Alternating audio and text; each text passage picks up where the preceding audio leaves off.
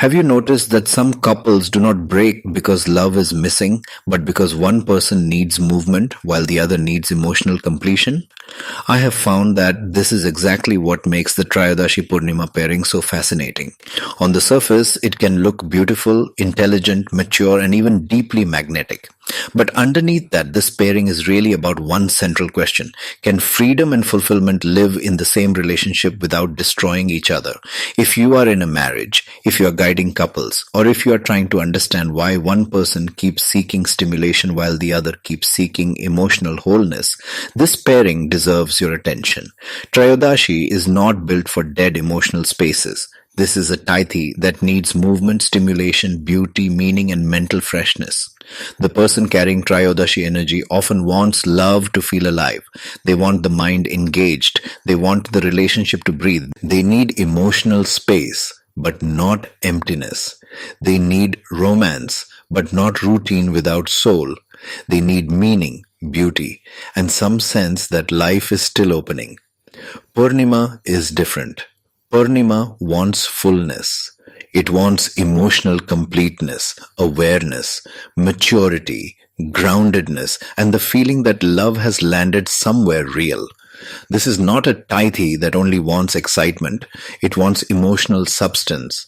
It wants a bond that feels whole, stable, and internally satisfying. It wants to understand what this relationship is, where it is going, and whether it can truly hold life. Now look at the pairing. One person says, I need aliveness. The other says, I need completion. One says, keep this relationship open, inspired, and mentally rich. The other says, let this relationship become emotionally real, secure, and whole. That is why Trayodashi Purnima can become such a powerful, intimate match. It is not strong because the two are the same. It is strong because each carries something the other lacks. Trayodashi brings stimulation, curiosity, optimism, beauty, and upward movement. Purnima brings steadiness, emotional fullness, practical grounding, and calm assurance. One keeps love from becoming stale. The other keeps love from becoming scattered. And this is where many couples get it wrong. They think compatibility means identical needs. I do not see it that way. Real compatibility often means one nervous system helps correct the excesses of the other. One partner prevents stagnation, the other prevents chaos. One keeps the relationship alive, the other makes it inhabitable. If you are the Trayodashi person, you may often feel that love dies when it becomes too repetitive, too narrow, too practical, or too controlled. You may need beauty, poetry, meaningful conversation, emotional openness, and a sense of possibility. You may love deeply, but you do not thrive in emotionally flat environments. You need a relationship that still has air in it. If you are the Purnima person, you may often feel that love becomes exhausting when it is too changeable, too mentally overstimulating, or never emotionally settles. You may need trust, groundedness, continuity, and a feeling that the bond has enough weight to carry real life. You do not want only chemistry, you want completion. Now here is why this pairing works. Trayodashi can awaken Purnima. Trayodashi can bring freshness into a relationship that might otherwise become too settled. It brings imagination, charm, mental life, romance, humor, stimulation, and a desire to keep growing. It reminds Purnima that love is not only about holding, it is also about renewing. And Purnima can steady Trayodashi. Purnima can help Trayodashi stop living in endless movement and start experiencing emotional arrival. It brings reassurance, weight, safety, and inner completion.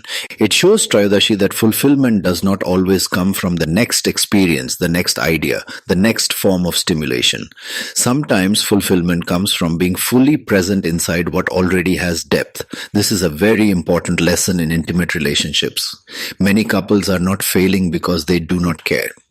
They are failing because one partner is trying to make love feel alive, while the other is trying to make love feel whole. If they do not understand this difference, they begin to misread each other. The Trayodashi partner may start seeing Purnima as too heavy, too fixed, too settled, or too slow. The Purnima partner may start seeing Trayodashi as too restless, too mentally busy, too changeable, or never fully satisfied. And this is where counselors and coaches need precision, because this is not just a communication problem. This is an emotional design problem. Trayodashi often loves through stimulation. Purnima often loves through completion. Trayodashi may show love by bringing life into the bond, opening new ideas, creating beauty, offering generosity, and keeping the emotional atmosphere bright. Purnima may show love by being emotionally present, dependable, aware, practical, and internally available. Both are loving, but they are not loving in the same language. And once you understand that, the whole relationship changes. You stop asking, why are you never satisfied? You start asking, what kind of stimulation does your emotional body need to feel alive? You stop asking, why do you always need certainty? You start asking, what kind of emotional fullness do you need to feel safe? That is the power of this pairing when it is understood correctly. Now let us talk about marriage. In marriage, Trayodashi often wants the relationship to remain mentally engaging, aesthetically alive, and emotionally open. This person may want beauty in the home, meaning in conversations, freshness in intimacy, and freedom inside togetherness. They may dislike overstructuring, emotional dullness, rigid expectations, and life becoming nothing but responsibility.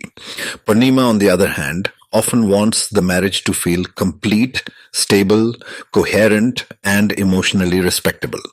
This person may want practical rhythm, clear emotional understanding, reliability, and a bond that can hold real-life pressures without constantly destabilizing.